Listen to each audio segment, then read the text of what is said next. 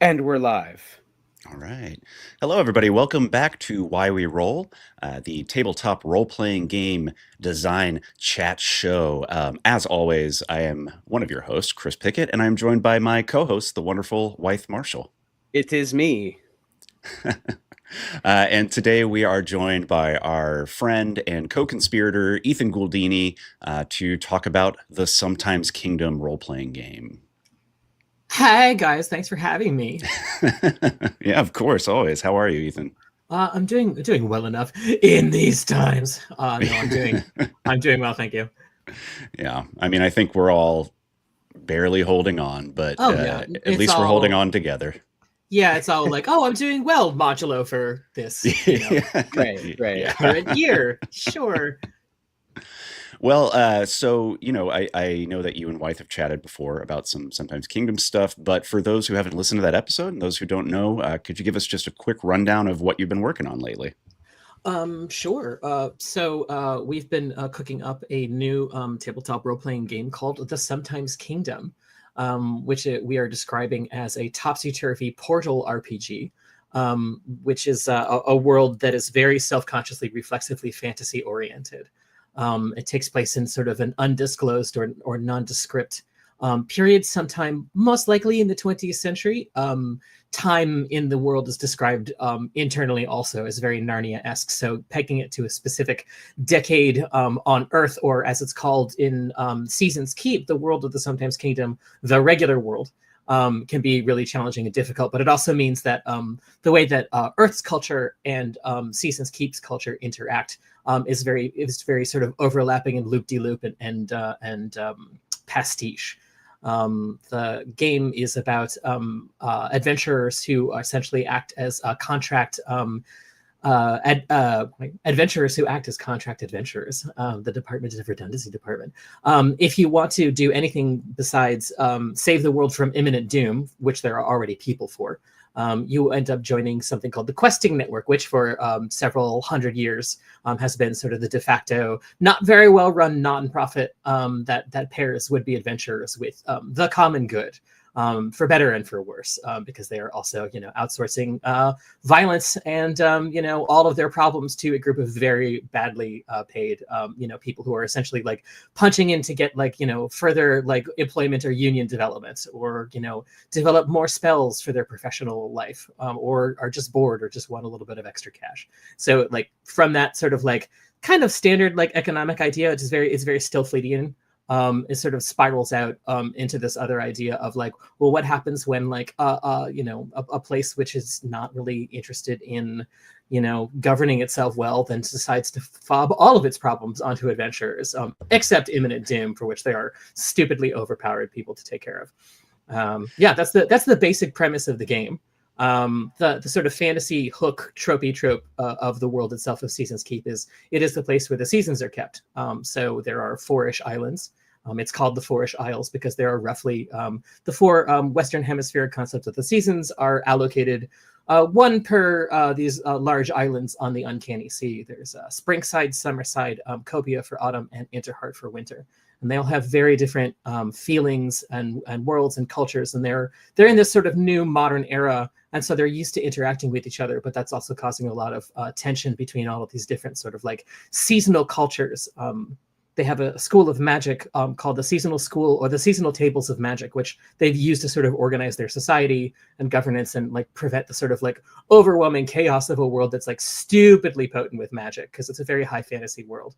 And each sort of season has its own school of magic. The Camselmedian Spring School, the Spookademic Winter School, because they're so gothy and metal and wintry, and so on and so on. And now all the tables sort of work with each other, but the one real hook is you have to choose one school of magic, and sort of that a lot of social and I think interesting world and rule complications spiral out from that one sort of mandatory thing that happens. Yeah, so that's my little rambling pitch for it. Yeah, sweet. I love it. It's a fantasy gig economy, which makes me feel bad to say out loud, but it is sort of funny because I feel like we're in the 21st century, and this game is very self-consciously like lots of tales have always been set up for centuries and centuries. This takes place before now. Like no matter what era it is, it takes place before now, but it very much definitely doesn't take place in the 21st century. But like gig work has been around for like a long time. Like, once upon a time they called them the wandering samurai or their knight errant. That sort of like an economy that sort of, or like jobbers, people who would just do seasonal work, but if the seasons stay put. So it's like this modern conception that we have of like, oh, these people are going to get exploited like right off the bat. But then like pairing it with like previous eras, like the romanticism of like not being a peasant stuck on the land, somebody who could roam the countryside doing things, or just like, oh, I'm part of this like free floating union who is like doing, work in the Germanic countryside before I like finally am an apprentice. So it's like from now, I think we immediately identify the economics of like, oh crap, like we're going to get very small amounts of money for way too shitty, dangerous work. But like from their perspective, like Lyft doesn't exist yet. Like in my hopefully, hopefully like never will. But we'll see how player choices like affect the influence of the world and the economy as it grows. Yeah, you might end up having like an early modern version of Lyft that's just carriages. I mean, well, maybe that's how it started. They're called taxi cabs. Yeah, I mean, I guess that's an interesting thing about circularity in time, and these are some discussions we've had, Ethan, about the game too. Is like, is it modeling the same thing as D&D, and if not, what is it modeling? Is it modeling the world now, but you can go to like a Narnia place, and if not, what is it modeling? And so I think it's interesting that you've talked about like kind of a lag where like it's kind of a mythological shadow of Earth, or Earth's a shadow of it, or whatever. But they have this relationship. Yeah. But it's like the things that have happened there, like climate disruptions already happened there in a way, but they haven't been disrupted by tech. And so now they're being disrupted by tech, and it's also affecting magic, because also in your mind, like everyone is a spellcaster, which makes it very different, I would say, just in terms of fantasy than, for example, especially like Danse Macabre, right, where there's no magic. So it's interesting to work on a traditional high fantasy game to some degree, but also, okay, it's portal fantasy, but also like everyone starts with spells. And if you die, everyone becomes a skeleton. So talking skeletons are like kind of the most normal in a way. So it's both like very familiar, and a lot of choices you've made are simple enough, but they kind of spiral, like you're saying, like describing it as a nonprofit network of people doing kind of gig quests as opposed to epic quests, I think frames your first level like, ooh, who is my character in a different style. So yeah, I'm curious to see how people react. And I think so much of it to me is just driven by your art, which I know this is a podcast, but soon you'll be able to download the Pay What You Want PDF, and it's full of Ethan's art. I mean, it's really long and full of awesome art. So it's worth just kind of exploring like a kind of unique single take on a fantasy world that is very much, I would say, I think it's fair to say, right, Ethan, not informed that much by D&D, because you didn't start by playing D&D really. So it's kind of like more about your relationship to Zelda and art history and like all these other cool things, Yeah, it's sort of funny, like being a person, like I've always been aware of D&D. I think I played a couple of campaigns like in the late 90s with friends, and it didn't super duper go so great. So I kind of stopped playing it for about 20 years, really until I started working with Wythe on Stillfleet, doing illustration and art direction for it. And during the pandemic, a friend was like, hey, do you want to play Dungeons and Dragons? Like, Zoom is now a thing. We've all got remote tech.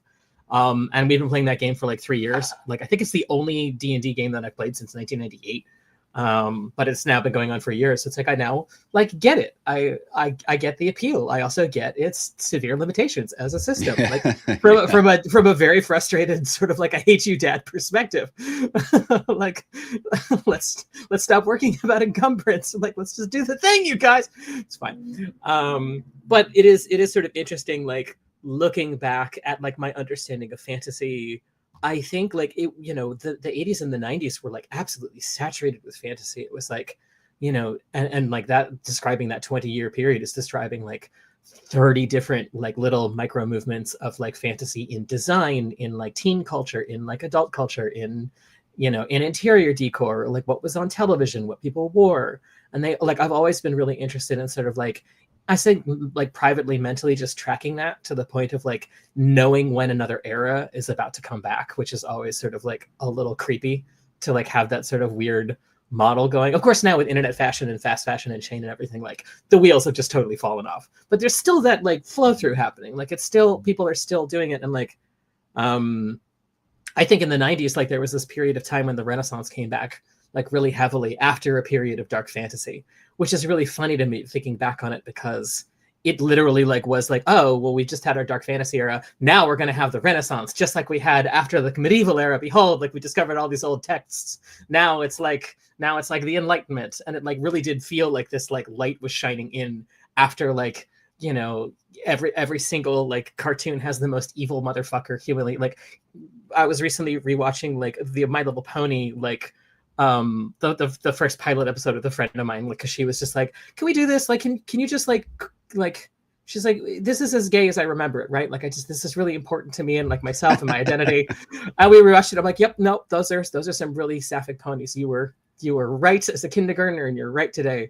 But it's like, oh, it's beautiful, like wonderful, like castle, and like all these like cool, like, you know, soft butch and high femme like ponies all like defending each other. And then it's like, and now it's demonic Evilton in the castle of an infinite sorrows. And you're like, this is some Don Bluth shit you're just like throwing in.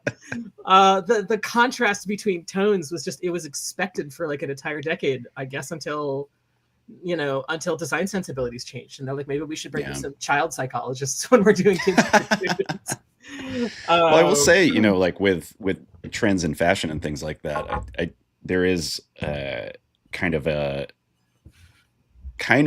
moment happening right now where you see like Chapel Rowan wearing like a hennin, like the medieval pointy hats, and like there is this kind of engagement with fantasy in pop culture that's happening right now, which it's very much a pastiche of a lot of different movements of fantasy, like you said, that we've seen over the past 20 or 30 years. I'm very, very excited, and I'm very happy for it, partly because like I'm just gonna like fudge it and say like this game is coming out with sort of like a retro medieval 90s like 80s 70s bent right at the right time. Totally called it. That's right. Super prognostication powers. Nailed it to the wall. Yeah all according to Kaikaku. Yeah, exactly. Etc. But the short answer is like I feel like my engagement with fantasy has always been like these other sort of like ambient like things in the in quote regular real world, like, you know, like fashion or like television, like, you know, novels and books, but more of like a scholastic fantasy bent. Like I liked Tolkien a lot as a kid, and I was really engaged by it, but I felt like it was just like one little small star in like this big constellation of just crazy as hell that was just like being spammed at children all the time. So D&D has sort of just passed me by because I was already really engaged with like all of this other stuff. And it was metabolized, to your point, into I mean, it's literally owned by a giant toy company now, but it was metabolized into a sort of warp and weft of, you know, He-Man and other products aimed at, you know, then whatever, 6-year-old, 10-year-old, 18-year-old, 20-year-old, often, you know, white men, right? But now it's broadened, it's changed, but especially that 80s, 90s. It's interesting to think of Chris and I playing D&D, and then Ethan, you're playing a lot of the same games, but not as much D&D itself. So that's a funny note. And also that all of us are nerds about art and history, and we have a question in the chat, which I will ask you. But that we're all coming from different places, because, right, I think, Ethan, your knowledge of art history and the history of fashion is so much different and deeper, whereas, you know, whatever, we all sort of went our different paths as kids and as young people in college, kind of like reading a bunch of books about like, wow, this is actually real history is the secret, like weird, cool thing to learn about to some degree, right? I mean, not to diss, like you said, not to diss Tolkien or Star Wars or whatever else, but like, yeah, finding out about the actual, you know, I don't know, like Rashidun Caliphate or like early modern Japan was like mind blowing to me just to read, you know, sort of daily life stuff even. So we have a question related from Taylor in the chat. What is one period of art history that you would like to see a TTRPG adopt? That's really interesting. I feel like right now, especially as like, you know, our like, you know, internal library and sort of my reading grows, because I don't have time to play all of these games, but I've always loved reading game manuals. I know a whole like lot about like Warhammer 40K because I read all of the manuals. I just didn't want to play it. I wanted the lore, and I wanted the illustration, and that's always been my like portal into like all of these other sort of things. And even with D&D, like I would just go straight for the bestiary, skip all the numbers, like, and just like, yeah, that's some rad oil painting right there. I think that like John Blanche Warhammer 40K stuff from the late 80s, early 90s. I remember that sucked me in so fast. Just like the sort of peak like art industry, like, you know, paying a living wage, like intersecting with like, you know, the height of print. sort of like consolidation, just a weird economic point where we're like, let's just get the best people that we possibly can to do the craziest, best things that we can. And then everything's going to work out great. And then, oops, now it's the 2000s and everything's digital and the market dropped out. Oh, well. But to Taylor's question, I mean, I think that's a good question. My response is obvious. It's the late 1300s. It's the late 14th century because that's what I'm obsessed with. Wythe is working on an early modern, like 17th, 18th century game at the moment. But yeah, 1700. Yeah, the year 1700. Yeah, Ethan. I mean, what other fantasy, or not fantasy, but what other time periods would you like to see explored? That's a super interesting question. I'm sure that there are games already that do any period that I would mention. I think the two periods that I would love to see a game, and like I think they're things that I like think about a lot, especially with Sometimes Kingdom, like real turn of the century stuff, like 1890s, 1910s. Like it was this era of like the dawn of mass media, and so like there was this real explosion of like bizarre fiction, and not just the Penny Dreadful, but all of this other stuff. And illustration from that time period is bazonkers because people were looking for work after coming out of the academy. So you had all of these basically like overpowered figurative illustrators working for newspapers and like small periodicals and like broadsheets, like doing just the most random, insane crap possible, like especially in Europe. I feel like that's a period worldwide. I think that would be really interesting. The forced opening up of Japan, like seeing something set like in a rebellion around that would be really interesting. Like any period that I think winds up being thought about through like an art historical lens for me. Yeah, it's interesting you mentioned that because I was Ethan, we were talking about I was taking these classes online for free through work about graphic design and its history, and like the history of posters is so fascinating. The history of ads, like you could see that from the fin de siècle and the sort of West's attempt to take over China, and that eventually leading all the way through World War II.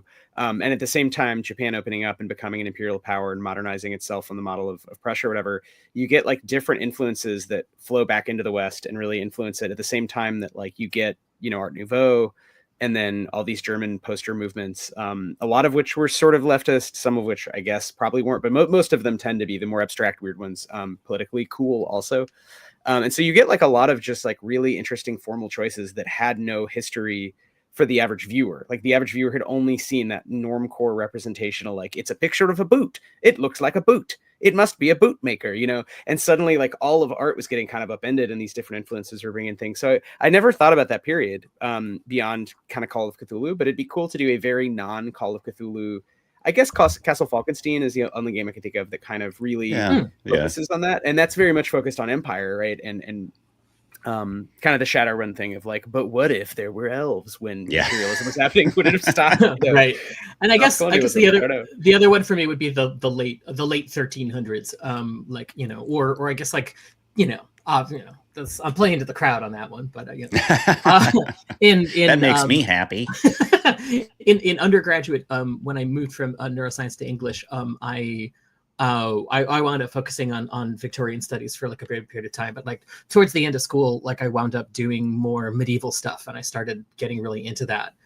In a weird way, I was sort of like going through, because I was like, like a lot of kids, as we just said, in the 90s, like big into Renaissance. My mom was a painter. So like I had all of these, like a lot of cheat codes in terms of like art history were just ambiently around my house. And like I had someone who could explain them to me and like was a painter. So like I kind of skipped a bunch of steps, like in terms of like needing that sort of education, but that also left like a bunch of gaps.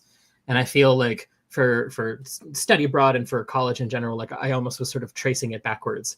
Like, when I got into Dante and, starting to look at like kind of more obscure medieval legends, and that sort of became like my obsession with like the fairy realm in general and how long it's been part of like, as cultures, and as cultures were conquered or rebelled or then became conquerors, like the story of the Fae, like sort of like it mutated and changed, and like there's an endless through line, and I feel like they'll just never go away ever. Yeah, that's why all fairies are allergic to iron. That's just common sense, everybody. It's common sense. Yeah. Common sense. But I mean, like historically also with stuff like that, like coming at medieval literature and like being so fixated and fascinated by it, like at the end of college, was also like I'm not Christian, and so like I feel like I had to do a lot of heavy lifting. I had to call up Catholic friends, or like I had to like read the Bible and like be like, what do they mean? What is this? Reading Dante was like it, because I was partly doing it in the original Italian. It was just like, okay, well, I don't. Hell seems really cool. That's awesome. That's really gnarly. Like my understanding of hell comes from like on rails vintage haunted houses at like Rye Playland, or like so like finally seeing the works of Michelangelo and like skeletons rising, like, oh wow, look at those skeletons, they're having a really great time, this is so neat. Like I don't like the actual potency of the imagery. I feel like is kind of lost on me, and so like I think I'm even more transfixed by it because it's like other people like this is eternal, like this is eternal damnation or eternal paradise for people. I'm like, I completely lack a framework for that, which makes me even more obsessed with it in some way. That's how I feel about Catholicism, frankly, is like I grew up as a Methodist Christian, and I'm not in that world at all anymore. But yeah, Catholicism has always been, not to make a pun out of it, but always been this big mystery. And I just think the Catholics have the best lore. They have such good lore. It's so entertaining and weird. It's so weird. They hired the Warhammer 40K novelists. That's right. Yeah. That was my assumption as a kid. Because you're right, reading these things together with no other context, it's like, I don't know, these are all sort of equally insane, right? I sort of treated it all both as fiction, but also I think generatively, as a source of potential insight. And the older I get, actually, I think that initial urge was correct, to not necessarily push it away and just, engage with it as almost as art, like make a meaning out of it, and different structures will give you different meanings. For sure. I do have one other thought on the art history question, which is it would be cool to do a very non-paranoid, because I think usually how people do 60s, 70s, high psychedelic era stuff is currently it's all quote unquote metal, which I don't think anyone knows what they mean by that anymore. But if you look earlier, there were these paranoid games, Over the Edge. There were games kind of in the style of like the Illuminatus trilogy books, and more broadly, Pynchonian literature. But I think it'd be cool to do like very much zany, like some of just the art of the time, the pastels. We did the spy stuff with Kadita, and looking at some of the art from the 60s, just movie posters, Giallo stuff. It got me thinking about that. Like, what if you had like this Technicolor cinematic game that was kind of about, to me, that's that golden era of motion pictures. And, it wasn't about like, in the same way, if you did like the turn of the century and you didn't make it about Cthulhu, could you do a 60s, 70s game and not make it a paranoid game? Or if you were going to make it paranoid, make it about like the actually horrible, like COINTELPRO stuff going on. And like that, I think would be like a rad, I like that. I like the idea of it. I like the idea of having it like being like a jazzy, like Man from U.N.C.L.E., like super mod, like, oh, they've got the go-go boots, they've got like the cool future pistol, whatever. But it's actually awful, horrible psyops and LSD. Fucking terrible. No, you stop those. Like you're the prisoner, but your whole thing is you're gonna stop Fred Hampton from being murdered. Like that's the game that I want to see someone do with some of the art from that era. Yeah. I'm into that. Yeah, we could call it Wormwood. Yeah. Wormwood, the TTRPG. Yeah. And Taylor just adds, 70s media has excellent color palettes, and psychedelic paranoia is a stellar combo. We got there. We came up with all these ideas. We did it. Write them down. Everyone make a game. All of you right now, pencils up. Now pencils down. You had 5 seconds. What would you do? This does bring up a sort of like, I think that like it's come up a little bit in sort of like trying to clarify the language for the book, in like having a world that even internally, like they're aware enough of like the regular world Earth's fiction that they like, our time here is a little Narnia-esque, like, what we mean, right? It's basically like, and so if people like come in like in a magical car or through like a wishing well from like Earth, they're like, oh shit, what year is it there? Like, we need to know. We need to like accurately peg what time you're from so we can calibrate with our big orreries and our like astrolabes and whatever. We can like, okay. So it's like the Questing Network, the live play podcast that we've been doing, takes place in 1970s. So that's about as clarified, I think, as it's going to be. I think one of the reasons that I did that, aside from the fact that it's hilarious, is that I'm sort of, if I said it like, oh, it takes place in like roughly like the 1970s, I feel like instantly all of these images of like fashion and like specific music, the 70s that people liked. Like, it looks like, old school D&D. It looks like, rock and roll. It looks like a James Gunn movie. Like, it all sort of crystallizes and locks in place. And like there's nothing wrong with, you know, doing cool retro genre fiction, especially self-conscious, or like I love something that like eats its own tail. But like I think that like trying to be a little bit more reluctant about the specifics of what time period it is open up to like players being like, no, this game takes place in 1986, so that way I can like spend 20 hours on Wikipedia looking up specific things that nobody else has like learned about like the 80s. So that's my personal pet interest in the 80s. Yeah, it creates a very like, specific anchor. A very specific anchor, but it's really more up to GM and it's more up to player. And I think it living in a pastiche is a little bit truer to like, well, if it's a fantasy world, like our fantasy worlds that we've always engaged with, like since childhood, have always been pastiches because they've intersected with like, you know, fashion and coloring books and cartoons and merch and things people trying to sell us crap. So like, I feel like a fantasy world wouldn't actually like not reflect that. So trying to find a way to like codify that is mostly just been like, it's sort of the 20th century, but it could be earlier. It's just not the 21st century, no matter what. One of my favorite things I don't really see this much anymore, but like I think of Akira, right? Like when they do the dates in Akira, it's like 19XX. Oh, so it's like good. You know it's the 20th century, but it could literally be at any point in the 20th century, which I love that. I really like having a broader kind of framework to work within, because then you could take anything from any decade and kind of make it work. Yeah. Well, and I think that's one of the questions about what we wanted to do with the game, because I know, Ethan, you'd had various versions of this as a sort of world you were drawing pictures around from like childhood or whatever for a long time. For a long time. And then had stories. And then some of it was like, what version is a game? Like, what is the play loop? Right. And so, you know, we ultimately went with somewhat of a classic D&D part formation, you know, your heroes given quests, but you had thoughts on sort of modulating that. And some of the main changes we made in sort of adapting basically at the time the rules of Stillfleet to now this high fantasy game was really talking about magic, and just making sure that, okay, if there is magic, and that's one of the definitional things here, is that like everyone should have magic, and the rules for magic should be totally different. So we moved away from that kind of point effect, you just get a list of weird spells, and turned it into this really heart of the system is, you know, you're constantly coming up forging spells is what it's called. You're always forging new spells.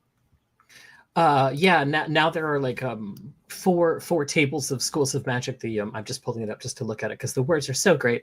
Erica Simpson, who's been doing a lot of behind the scenes like work, you know, sort of codifying like the adaptation of the world building, and then is also one of the actors on the Questing Network live playcast. You know, was really helpful in coming up with like a lot of these words to try and like figure out the vocabulary words for forging spells that would really kind of try and get at the heart of like, what is the culture of these islands? So it's like, cool, now it's turning into like an English lit project. Like it's like lit RPG as well as like a portal fantasy.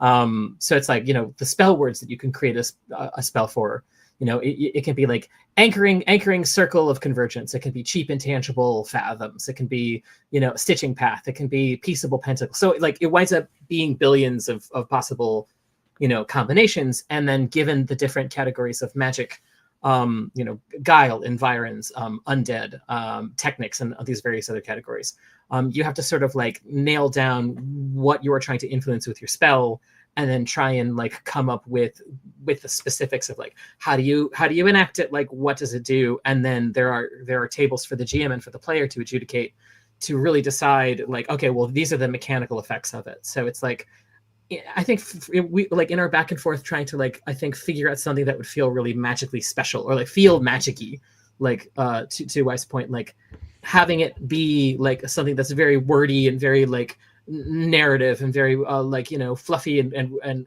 imaginative, like then like connected to this sort of very specific like table of mechanical elements, which then I think kind of harnesses that like feeling of magic, because it starts off being something like, oh yeah, you can fight well, you can fight better, you can fight long range, you can heal people, you can heal like multiple people, you can like, you know, help command like an undead person, you can make something die, you can hide, you can do stuff with like technical stuff. But as it gets like higher and higher, because there's steps of magic, and as you get towards like step 5 and step 6, these like ludicrously powerful like kinds of magic, you know, you can spend all of your grit, you can like try and take drugs to like do even more grit, or like, you know, pool resources or find in-game sort of workarounds to cast it. And you can punch a guy yesterday, you can move the moon to the left. Like you can change time, like you can heal concepts, you can heal buildings, you can command an army, you can move a city. And then those will in turn, if you cast those super high level spells, they wind up having narrative effects, because if you do something like that, it's going to probably have a price. And then like the larger movers and shakers of this world, the political people who are like connected and like the really powerful magicians are going to take note. So some of that stuff might just be like fun hooks for like adventures for the GM to work with. And some of them might be like things that warp the arc of your character. Yeah, I imagine that moving the moon would probably grab somebody's attention for sure. Usually does. It's typically does. Yeah. Could you walk us through the process for forging a spell? Like, how do you choose the words? What's the kind of step-by-step there for those who haven't had a chance to read the book yet? So step-by-step are, depending on what, because it is a vocationally based game. You are doing it to make a small amount of money doing the public good, in quotes. You are defined like as a character by like what class of job you are, which is sort of registered with the questing network. You can be an adjunct, which is somebody who does meta magic. You could be a healer who heals people, and then later on, like occult things and people and techniques and other things. You can be a journeyer, which helps your party and other people travel from place to place in various increasingly outlandish ways. You could be a merc, who is a soldier of fortune, who is your standard sort of combatant for this kind of stuff. And based on those classes, you've got different vocations or specialists. You can be if you're a healer, you can be a body witch. You focus on like doing stuff with bodies in general, like physicality. You can be an alienist who's a mind witch. You can enter people's minds. You can soothe. You can soothe psychological problems. You can influence behavior. And so with the class and that vocation, you wind up having a certain amount of spell words that you get at each level of what you're playing. So like at an entry level, a merc will get far less spells than somebody who is a books major, because a books major, which is an adjunct, is dealing with meta magic. So they're going to get hella spells. They're building out their spell book. But a merc is going to be having less words, because they can also, have a sword and kill people. So Ethan, why don't we pick like one example of like picking some words, making a spell? Yeah, let's do it. So let's say you were everybody likes a winter. Say you were the Spookademic School of Magic. Say you were you were a mid-level I don't know. Say you were a Churchin with a Spookademic School of Magic. You were a healer who deals with you're basically a doctor, you're a bone saw. So you want to make a cool spell that does some kind of like interesting healing thing. You can go to the charts of the winter spell roots and look through them. And there's several different categories, the first part, the middle part, and the end part. So say you were working with a demon, and they had like some sort of terrible malady. Like they can eat magma and they can exist in like extreme heats, but they've got a fever when that fever is like thousands of degrees. So they're really hurting. You've got to do something, and like all of your other wiles and books aren't working out. So you decide you're going to forge a spell, and it's going to be a level 1 spell, and it's going to be called Frozen Heart, which lets you cryogenically cool down somebody's circulation and freeze their blood, essentially. So you've got your 2 words, which will then like help you calculate the amount of grit that it's going to cost to cast that spell. You sort of talk it over with your GM, and with other players, and people might have suggestions about, what would make that cooler? Like, that's a little too powerful, we need to bring that down a little bit. Is it just for this one person? No, that's too easy. Like you should be able to cast this for multiple people in the future. So it just means it's not just this one guy. You get to then cast Frozen Heart and freeze anybody's blood. Will it wind up being something that could be used like offensively later? Probably. That sounds horrifying and dangerous, but at this moment in time, you're using it as a healing spell. So you'd then be able to go to the table and figure out how much grit you'd be able to restore to this person, and how much health you'd be able to restore to them based on that. And then forevermore for the rest of this character's, journey, being an adventurer in the questing network, you'd have that spell Frozen Heart, which later on, if you wanted to, you could then expand with future words by going to a books major or elaborate upon. Yeah. But you'd always have that spell in your spell book. Just to add on the mechanics, so each word costs 3 grit, and then you can boost it up in effect. So when you choose the spell, you're going to spend how much grit just by the number of words. So you need at least 2 words. You're spending 6 grit. So spells could have more words, and that really is just about what do you want it to do. So if you really wanted to add, basically each word would let you add something interesting to the spell. But in terms of mechanics, if you want it to like do more of an effect, there are suggestions for the GM in just like a big table. So if you pump it up, you can keep burning 3 grit to increase its steps. And basically the idea is you could sort of cast it at a higher level by extending more life energy or however you think of it. And that will have it either like do more damage, heal more damage, change the environment in a bigger way, control sort of more people's thoughts if you're using a guile spell or etc. And that actually ended up being really fun to play test, where it's not just like coming up with the cool ideas like Ethan's talking about and like what do you think these words mean, but also sort of putting the GM on their feet with like, what does this actually do? And it ends up being more collaborative, but because we're giving guide rails, it's not totally just free for all. It's not like chaos. It's like, yeah, I think this sounds like a thing that would do, if you want it to move a mountain, you're going to have to boost it up a step or 2, right? Yeah. That's not a step 1 spell. That would be like hurling a big boulder, but like moving a mountain, you're going to have to spend some grit. So it feels very similar to like, like Stillfleet has some of those moments, but there's none of the free form. You're not creating powers in Stillfleet or Danse Macabre, right? So this game, we're like, let's just have the ability for someone to be magical. They want to do something magic, let them. Like, we're not going to it's going to be more restricted on like the vibe of their character. So that's where the spell words, there are very different lists. So again, it's just a spread with 4 lists by season. You pick your season that just has different, words. But really, you could probably do any effect with any of them. And it's more sort of like, okay, you have a vibe, and then how much grit do you want to pump into it? Sure, that thing happens, right? So it's a very yes and, just like, it's not necessarily zany, but it tends that way because you can have like just huge swings where someone's like, I forged the spell, and then it's like casting wish, right? They can come up with whatever. But it specifically says, you need to collaborate with the GM. Everyone needs to kind of agree that like the words you picked would do that.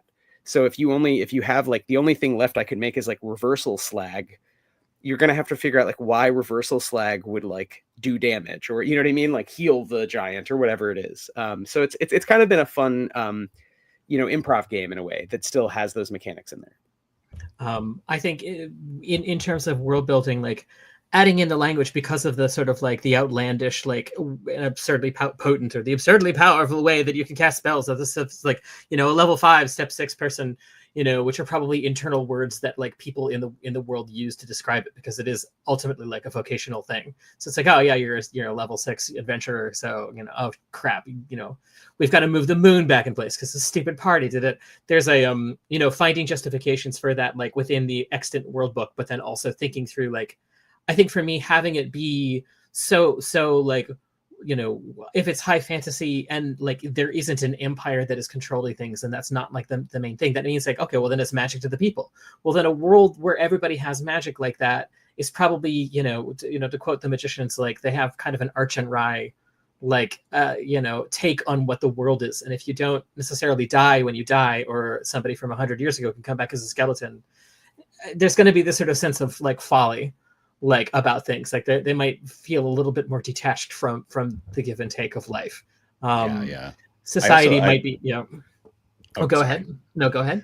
I was just going to say, I also love the idea that anybody can come back as a skeleton. So the majority of the population are skeletons. Well, yeah, it's like, it's actually, it's very hard to come back from the dead. It takes a long time, but anybody can. So it's like, with the population boom now, it means that sometime in the future, to your point, yeah, there's the necropolis is going to like probably be the dominant, like, population, at some unspecified point in the future. They're like, undead bureaucracy is handled by the necropolis of Chalk in Interheart. It's a specific location. You can be from there. Like, it gets you like specific like bonuses if you choose that for your character. But like, how deep does the necropolis go? What is their actual political power? don't worry about it. Like, it's better not to ask. Like, how corrupt is City Hall? Well, that's an interesting question. Blam.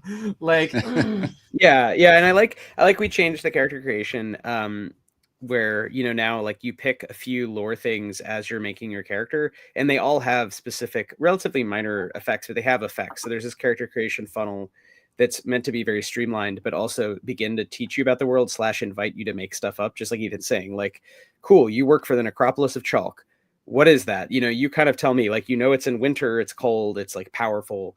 But I think that there's something nice about this idea of a mythology-ish game that uses words that are like familiar in Western fantasy, but in I think a really different way. And I think again, a lot of that is just Ethan, your like idiosyncratic artist view on this. So it doesn't read to me like D&D, but I'm curious to see like what other people do with some of that stuff. What kind of characters they come up with, basically.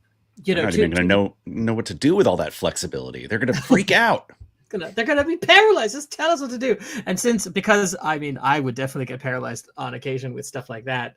We're going to be including lots of pre-made spells with vocabulary to give people sort of a creative boost.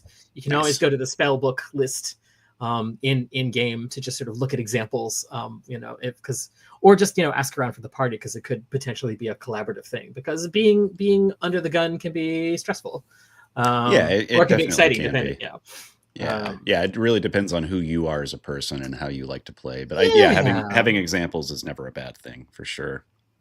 That's true. We realized that we could just have the spellbook chapter and then be like, oh wait, it's also normal magic if you want that. It's right. Depending how long that is. Just like I don't want to go through like 300 vocabulary words. But I mean, to be fair, I think one of the nice things about this change over to is Wythe is saying, like, getting snippets of lore that have mechanical effects and help you craft your character. Like, you figure out your species, what island you're from, what season of magic you study, which is not necessarily tied to like which island you're specifically from, so that like people can be from elsewhere and like do. And part of that is just thinking through the logics of an economic world, where it's like, well, people are going to need to do winter magic in summer.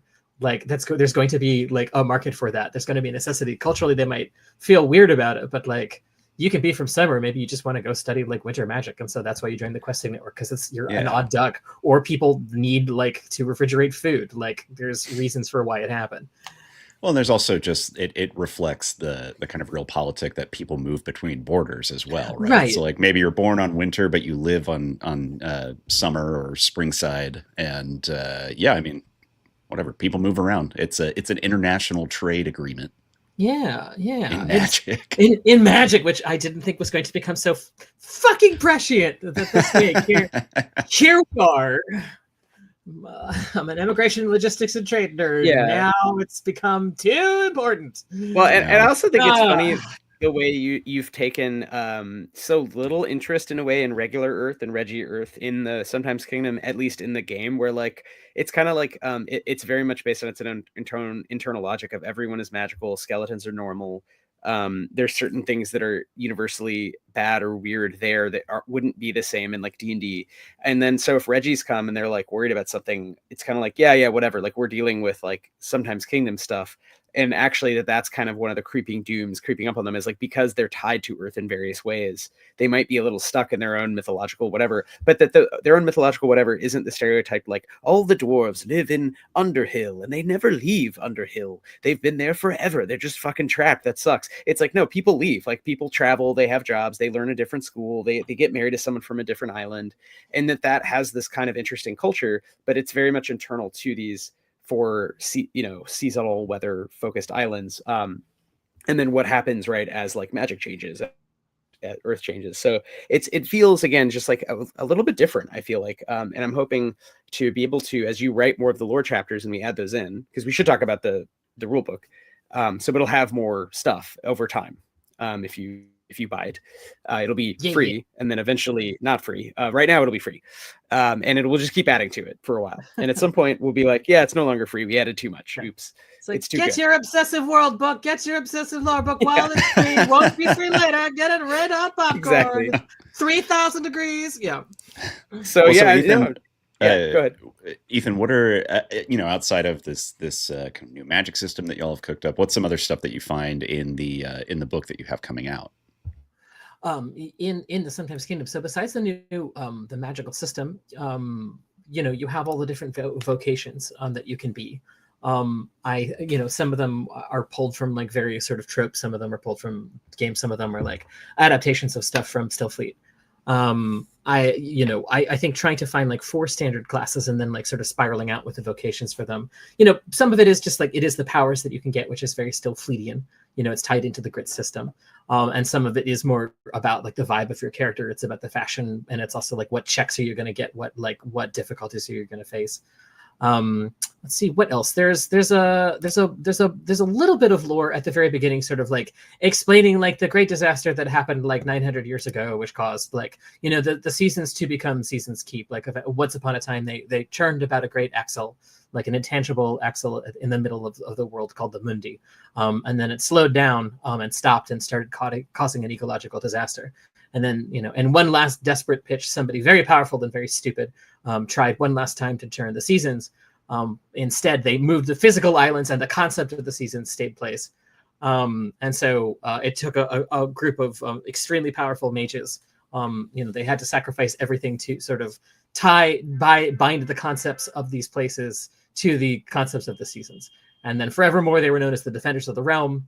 And they're the really powerful mages who like have had this long and heralded tradition of few in every generation like wind up saving the world from eldritch horrors and certain doom and all that stuff. But that's all in a corner somewhere with big DBZ style explosions, and you're not them. Like you're very, very much not them.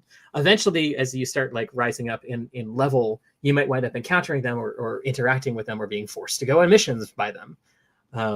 So I think one of the things that I wanted to set up in it is that like you have agency as a character, and you can have this great influence because you can use tons of magic in a very magical world. You can travel worlds, you can go through portals, you can do all this other stuff. You can have a living car, which you can feed and care for, and it can be your steed. You can have a living suit of armor if you're a knight, which you can take off of you and have it do separate things. If you can be a demon, you can be a fairy, you can be a giant, you can be a skeleton. All of the species are to a T often the traditional antagonists from other fantasy. Nice. I think part of that was just trying to be contrary because it's fun, and I think they look cool, and I don't want to just be battling them all the time. I want to be those suckers. I feel like not to be stereotypical, but I feel like as a member of the queer community, that's often like well, I want to be the skeleton, like I want to be the giant. Come on. Like I want the car's got to be alive, and he's my best friend. We're going on adventures together, not just fighting him. The car being alive, the fact one of the classes is driver, and you have a magical car, and you can get places fast, but also like you have to drive there, and the car needs certain things. That has been definitely, I think, like every game should have this. Like Apocalypse World has this, but it's obviously a very different setting. So to bring it into like a D&D like setting, and the fact that our playtester Jeff Beltran named the car Christine and gave it like a personality, and like that makes it I think a lot better, that it's not just like, oh, a cool car. Like it's a very specific model, it's a very specific character, and it's like a weird pet. So that's just like one type of way in which it is both very much like a D&D and very much not, you have cars here, they're just all magical, right? So they're like very different than a car you would drive on Earth, I think my goal with this stuff, aside from it just being like, why wouldn't you have a living car that's fun, that's my friend that travels around and maybe murders people, I don't know what it does in its off time, is like this idea of taking things to sort of their logical conclusion. Like if the real world is like connected with this fantasy world, it's like if their sister worlds in like very much like a Narnia sort of way, well then technology is coming across the border, and like magic is coming over the border for the other side, and they're porous from each other. Well, it's like, well, cars are super easy to like, once it's there, it must be incredibly hard to like get it into the fantasy world, but once it's there, like, well, it's probably going to come alive, because lots of things come alive in this world. But then if lots of things are coming alive in the world, that's terrifying and weird. Like that's uncanny. Like I think my hope is that like it feels like a normal fantasy game, in quotes, something very familiar, but like these lands are on the uncanny sea. Like eventually something is going to lurch into place, and you're like, what the fuck is happening right now? It's totally normal. Yeah. I really like that. I like that the species that you can choose from are like you said earlier, typically antagonists that you see. But I think that it's actually really important to have things like that, because it's a corrective against the kind of Tolkien-esque, D&D-esque, orcs are always evil, drow are always evil. It just doesn't leave any room for nuance. So I think that when you open it up and you say, yeah, you could be a demon and they're not exactly what you think they are, what do you think they are? It allows the player so much more agency in telling that story with kind of queer characters.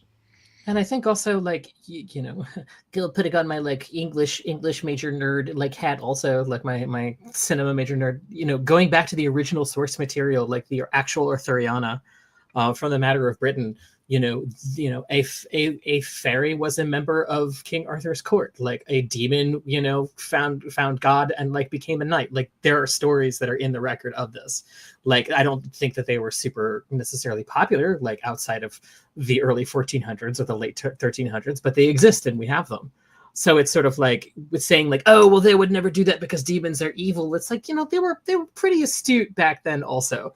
Like the people who were dealing, like they understood that the real bad guy was always like tyranny and corruption. That's why they invented King Arthur in the first place. So it's like, regardless of whether like King Arthur and the whole Round Table story has been like done to death or not, like so much of the stuff that's like in those stories and around that framework, it has not been lost. We still have it. It's just very obscure. And it's so, like, I think we were saying earlier, like, it's never what you expect. Like, reading it in the original Middle English is insane. But when you start doing it, like, you're like, holy crap. Like, these people had a really unique and esoteric voice. I've never read anything like this before. And morally, it winds up being surprising. Yeah. Yeah, that's something that we talked about with our buddies Zoe and Mac from the Maniculum podcast, which is just about how queer medieval history is when you actually start to read it. Good. And like specifically, like you're saying, like Arthuriana and just like the chansons and all that stuff. It like there is so much queerness there that just gets erased by the Victorians and then by the 20th century and yada yada yada. Anyway, but yeah, it is definitely there. And I think, these are some of the themes that we're hoping to explore in the process of building out the game in a way where there's two things happening. We're publishing a free version of the book that actually has illustrations and all the rules, but it's definitely going to change and evolve. And I think one of the main things Ethan's going to add is lore, but also, rules could change. But hey, it's free. So what are you going to complain? Hey, you're taking the book. You love it. Hey. But the other thing we're doing is we have this actual play podcast, which we didn't, I have to say, like, not in a defensive way, but just to really explain, like, we all want to make games and we don't necessarily want to put in the kind of energy you have to do really good, highly produced AP. Yeah. Nowadays. I mean, there's so much good AP. I don't want to, like that's fun, but that's just like a very different world from writing and drawing books. But what I think it helps do is bring these stories to life and help us clarify certain aspects. So it's so important to playtest. We just had a playtest for the new Stillfleet Quick Start, and it really changed a lot of stuff.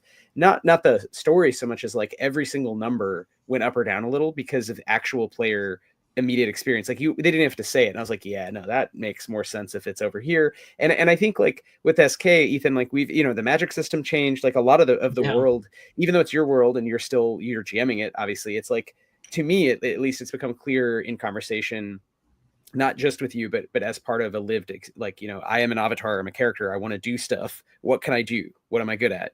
There's an obstacle. How do I address it? So in some ways it still is like, it's a high fantasy version of Stillfleet, right? If you like the grit system, you can play a high fantasy version. In other ways, it's all the things you're saying about Arthuriana and lore and queerness. And and like yet another way, it's just its own thing because we are actively developing it just as we have been with Danse Macabre. And, with all our games, but it's nice that now we have these two fantasy games coming out that have very, very different takes and very fun narrative structures. Yeah. But sort of building off some of the same inspiration around, like, I don't know, let's take some of the history seriously, Yeah. And, just a lot of feedback, really. That was all just to say, like, it's great if you read this and give us feedback because, we'll probably take it into account. Please do. You can have an active hand in developing a game. Isn't that exciting? Active hand is a velvet glove inside a metal hand that is also inside wrapped a gauntlet, in more, which is itself made of velvet, so it's not very effective. Yeah. That's also like nailing the tone of something is like, I think that like making this, I really wanted it to be is when I say like it's funny, like it's so difficult because it's like you immediately like, oh, it's zany. It's like, well, it's not so zany because the characters are kind of like X and Y and Z, but it can be like, you know, it can get wacky at times. Like it's trying to like its overarching like tone is comedic. It's not trying to be hokey jokey. But I mean, there's god awful music puns in it, and it's like I think that like I'm not sure if I'm capable of making something that is like doesn't have this sort of like wry kind of like humorous bent to it, like in terms of how like sentences are structured or like trying to crack a joke. I'd actually I would love to see somebody try and run this game and it be totally serious, like committed, serious, like characters doing serious things. Like, you know, this will be no fun at all. Like we're in the dark woods. We are trying to stop a mob. Like how soon before like, you know, you lose grit if you start laughing, like, because, you know, you're being like, you know, dark in the deep, dark woods, like suddenly, you know, you're attacked by a piece of Regency furniture, like with its glistening, you know, legs slavering, like its gold ornaments, just like, you know, as it's opening its drawers to like attack you. You know, I got you. I'll write that module for Sometimes Kingdom. Yes, I'll make please it do. way too serious. Like, oh my god, what's happening here? We got to get back to that sort of like 80s sort of like, oh god, this is just a bunch of like ponies. Why is this monster from the depths of hell enslaving people with like a lava pit? I don't understand it. Or like the Care Bears movie. Oh my god, so dark. That Care Bears movie is so freaking dark. It's super dark. It's very funny. So I mean, it's kind of funny. I think, you know, all three of us on this podcast have worked on the Questing Network podcast, which is coming out. Obviously, Ethan, Wythe, you are running. Ethan, Wythe, you are playing the wonderful DCI Beans, a formerly human, now skunk detective, who I gotta say I really enjoy listening to, and I've been editing it. But you know, for those who aren't involved, what can you tell us about the podcast that's coming out? The you know, in the year 19 it's the podcast takes place in Season's Keep, when a group of adventurers find themselves in sort of like the thick of a moment of inflection when magic and politics in the realm goes sideways for the like millionth time in its history. It is a group of adventurers. It's DCI Beans, the skunk unnaturalist, an investigator from the Department of Perplexities on loan from one of the departments of investigation in Copia, the Autumn Island. It's Bessemer Neversing, who is a mind witch and alienist, who her drive is horror, and she is obsessed with taking on the minds of other creatures. And experiencing, you know, the grotesqueries of the world, and everybody else is sort of convinced at this point that she's unkillable. There's Fasole Gitsaruna, who is played by Ben Ferber, who is a demon knight. Demons, for political and personal philosophical reasons, tend to not use weapons, and they lose some of their social abilities if they decide that they're going to be weapons users. So he is a knight who does not use weapons offensively. He uses them to he uses his suit of armor, and he uses his great hammer to do things selflessly, protect all of the other characters from, you know, giant copper planets hitting them, fell forest demons, vampiric staircases, many other things. And then there's Hirsute, who is Fasole, the demon knight's brother, who's a skeleton. He's a needle. Which is a vocation of an assassin. He's a sardonic skeleton who was raised as a skeleton. He was a baby skeleton, then became an adult skeleton, and he is Fasole's brother. It's never explained how or why. They've been part of the Questing Network for a while now, and they always do quests together. Yeah, I do know why they're brothers. It's in the first episode for those who are curious, and I'm not going to spoil it here. You have to listen to the Questing Network to find out why they are brothers. It's a brief mention in the very first episode, so it's apocrypha. keep your listening ears on. Yeah, I want to hear your fan theories as to how it's really possible. But you know, it takes all kinds. And so the very first you know, the podcast is organized seasonally. So there are groups of 4 episodes: spring, summer, autumn, and winter. And it starts with autumn because that's when we aired it. It is called The House of Eves, and it is about the adventurers harrowing a haunted house, which itself may be haunted in turn. It is actually a haunted house at an amusement park, which has been set up as part of a pavilion of the seasons. And they have been hired by the actual workers of the haunted house, going around the back of their boss to do so. It does get pretty Daniel Lusky-esque, if you will. The house just like expanding and changing over time. It's very fun. Well, that's what houses do, right? Yeah.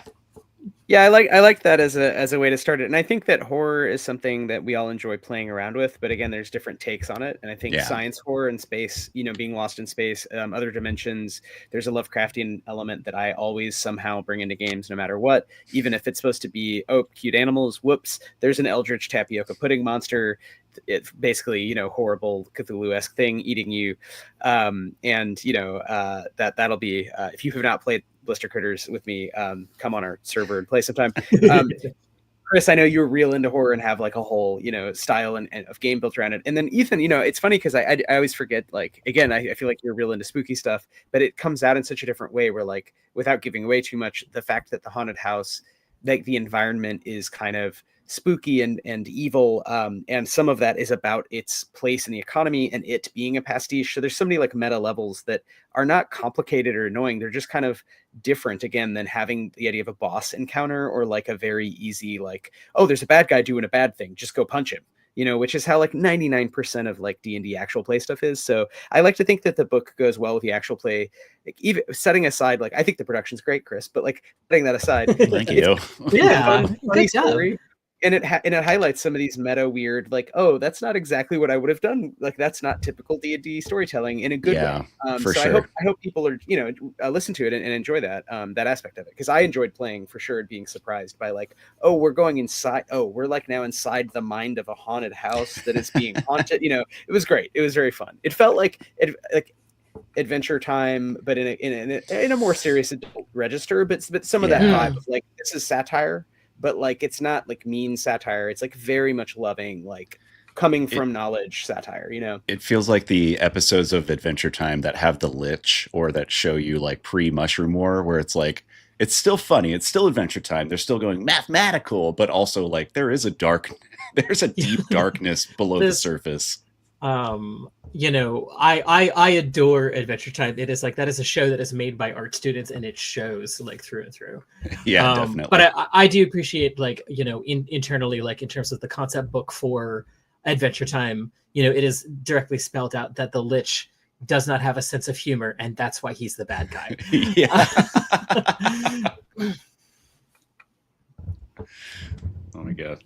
Well, I think so. I think those are a couple things that are we have to look forward to in 2025.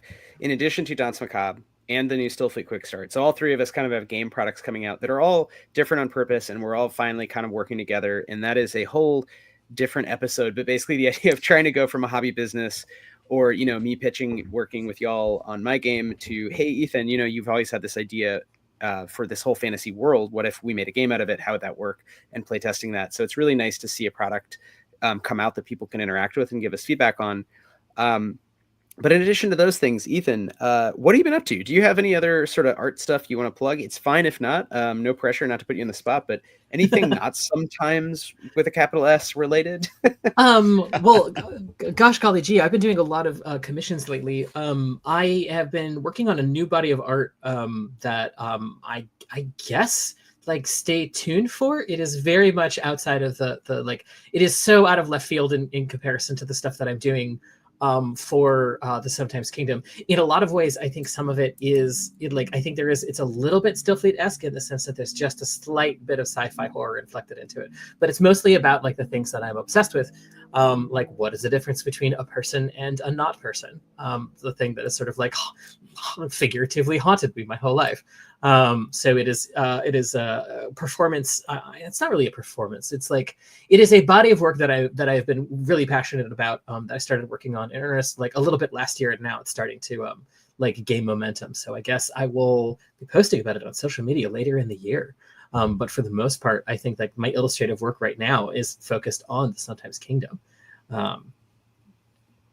Yeah, and I gotta say, looking through the rule book that is soon to drop, I think Wythe, you said this earlier. I would just like to reiterate, it's really beautiful artwork. It's jam packed with really fun, colorful, sketchy, kind of loose, very energetic illustrations of characters and places and all kinds of stuff. So definitely want to pick it up. I believe DCI Beans made it into the book as well. I think he is the official representation. I saw that earlier. Of a talking animal in the species list. Yeah. Yeah, I mean, definitely we've talked about it before, but at some point we have to do the power up where we have like a pilgrim from Constantinople 1390, DCI Beans or whomever, a juvenile giant or skeleton or whatever, and like, a space marine who's really over it and is thinking of quitting. Maybe in a violent way, and like just like a talking giraffe who escaped from the zoo and is like scared, and they have like their Madagascar kind of storyline, but it's just from all different, that we planescape together some sort of AP one-off about that.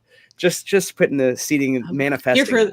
The deep dark woods of Springside and Seasons Keep is quite possibly infinite. Who knows what's going on in there? So there you go. No, I think that would be hilarious. The Fleetaverse, the Stillaverse. I don't know. We'll figure it out. The Grittyverse. Yeah. It has the Grittyverse. No. I already did this. I coined this in a meeting that we had. Like I was a year and a half ago. It's like Grit Hub. Can we get away with that? Totally. Yeah. As long as Gritty from Philly is like a sorcerer who's accidentally caused. Like remember the Master of the Universe movie, which was like not good and totally tremendous. Different? Yeah, I feel like it's that level of like someone's made a mistake with magic and it's caused. Someone made a mistake with that movie. Someone made a mistake with that movie for real. So good, so hot. Isn't that Ruff Lundgren? I think it's Is that his name? Or what? I don't know. Maybe. I don't know. Now I want to Google it. I don't really know celebrities at all. So like, is that Ruff Lundgren? Yes, it totally is. Sure, totally. Yeah, why not? Exactly, yeah. Of course. Smear burp. And Scrooth, the Narnar, the chub cat. Oh, scrub. I would believe that. If somebody said that was a character from an 80s cartoon, I would absolutely believe it. It totally is. I will say that's a little teaser for the next Stillfleet thing is we have a new mascot, Scrooth, the talking chub cat, who's a rainbow 6-armed, really annoying, like human-sized, whatever you think a chub cat would be, who says has to say Narnar at the beginning and end of every sentence. And we're hoping this is the hockey stick moment where Netflix calls and picks up, Stillfleet as a... He can't be killed. No. He can't even do a space colonialism. He also can't help stop it because he's just too cute. Well, on that note, so all right, we covered the Skier, the Sometimes Kingdom Early Access Rulebook, which is what we're calling it, to differentiate it from when it will be a paid thing that you actually have to pay us for, that's like printed and nice, but it'll be nice. It'll be really nice. The art is really awesome. And the rules totally work, but we're trying to get playtest feedback. So that is dropping probably by the time you hear this, it is out. You can go to itch or preferably actually you can go to our website, stillfleet.com, and check that out. We'll put it right up there. And similar to Danse Macabre, which has a quick start, Stillfleet has a quick start. This sort of functions like that, but it is kind of actually the whole book. It has a ton of Ethan's art. So really thanks again, Ethan, for adding all that marginalia. It's like the margins are all illustrated too. So that's something we're toying around with, being the look of the game, is that every page is like hand drawn by Ethan, which is, it turns out, takes more time. So it's coming out finally. The show, The Questing Network, is coming out. So a limited actual play show produced by Chris, GM by Ethan. I'm one of the people pretending to be, a talking animal wizard. And in the future, we'll do, as Taylor says, and have a sort of Space Jam, but with hockey mashup of a bunch of genres of RPG. I'm not sure about that, but I like hockey specifically. I know nothing. Then I'll learn about a sport. So I just know that they have fist fights in hockey. Yeah, totally legal, right? Yeah. Some of them sanctioned. Are penguins. Yeah, it's a whole thing. It sounds fun. Ethan, are your commissions open? Can random people from the internet hit you up? They can. There is a window of time for February through the beginning of March where, if you would like to, you can contact me on the internets at Spectral House, wherever fine internets are sold. By that I mean Blue Sky or Instagram or literally any social media. Awesome. We'll drop Nice. links, but yeah, you can find Ethan Spectral House or Ethan Gouldini on the internet. Pretty easy to search and does dope art. Yeah, and I think I don't know, we can also just have a bonus round and talk more about art history, but that's the things we wanted to cover. We wanted to do a little announcement, check in with our buddy, and talk about art. We did it. Anything else, Chris, Ethan, that y'all wanna get to that we haven't gotten? No, I feel completely got. You got I got. Yeah. I tell you what. Yeah. I will say real quick, I forgot to say another update. We have been doing more community games again, which we used to do all the time and totally fell off because it turns out it's really hard to do a bunch of extra work for free and figure out how to manage your life. But we're back playing community games. So Stillfleet, I know, Chris, you're running Danse Macabre. I am. And we're trying to get, so Ethan, again, don't want to put you on the spot, but I'd love to start having some just open, like people can try Sometimes Kingdom. And yeah. We're going to open that channel on the Discord, the official Sometimes Kingdom play channel, and I will be haunting it like a bad penny that haunts a coin jar. Haunty penny. It's gonna keep turning out. Incredibly specific example. I don't the curse know. of the haunted coin jar. That sounds my like meds J.K. wore Rowling. off an hour ago. It either sounds like J.K. Rowling or Borges. Oh, maybe somewhere in the middle. Yeah, without the transphobia. That's really somewhere in between, like somewhere between the Phantom Tollbooth and Borges probably is. It's Borges's Pierre Menard attempt to like rewrite the wizard books, but like without actually having read them, and instead it turns into like a very like transpositive, just like it's about haunted objects on your desk and no one dies. All right, so with that, check out the Sometimes Kingdom early access rulebook, and check out the Questing Network Actual Play Limited Engagement podcast, which will be dropping our feeds. All of this you can find at stillfleet.com. And you can also come play games with us on our Discord. And, Taylor's a really good artist too, I think. So Taylor, just want to shout out. Thanks for listening. Thanks for questions about art. Thanks, Taylor. Also for playtesting Danse Macabre on our Discord. What? And thanks to everyone who's listening. And that's really all we got. If you like the show, support us on Patreon or just listen to the show. That's all. You just listen to it. Like and subscribe. Oh man, yeah. We've been watching. This is such an aside, but we've been starting to watch this documentary about a YouTuber family who like recorded all her kids growing up, and it like goes. Of course, it goes wrong, but it's like every single thing is recorded, and so it's the problem of like every day, every moment is like, look at little Johnny doing something cute, like and subscribe, and it just becomes kind of more and more about money, and it's creepier. I don't know. Nothing actually so far, like we're 2 episodes in, has really happened. But we're still already like, oh, this is so weird. Waiting for the shoe to drop. Thank you. Like and subscribe. Well, yeah, it's, I guess like anthropologists from like the 2200s are going to be very grateful this little nugget exists. But like other than that, like they're going to be able to 3D print us and that finally, and get it right this time. I will say, Ethan, new thought, we'll work on this. Final thought for me is we should bring in some weird like meme ghosts. We should make fun of the internet at least a little bit. I know it's like maybe in the future of the SK official. That's an interesting proposition. We'd have to start looking like what are the memes that happened around 1997 and then start throwing those in. The dancing baby. Yeah. Ally McBeal. Digital flames. So there's potential there. GeoCities. Oh god. Meme pets, Neopets. Neopets still going strong. You can be a billionaire in Neopets. Well, you have to have been playing for a very long time, but there are billionaires who control the market in Neopets. It's fucking incredible. Wow. The only NFT that was worth investing in was Neopets. It turns out. All you have to do is invest in the 90s and give a small portion of your entire life towards building that up. So, on that note, this has been Why We Roll, the tabletop RPG design podcast with Christopher Pickett, Wythe Marschall, and our special guest today, Ethan Gouldini.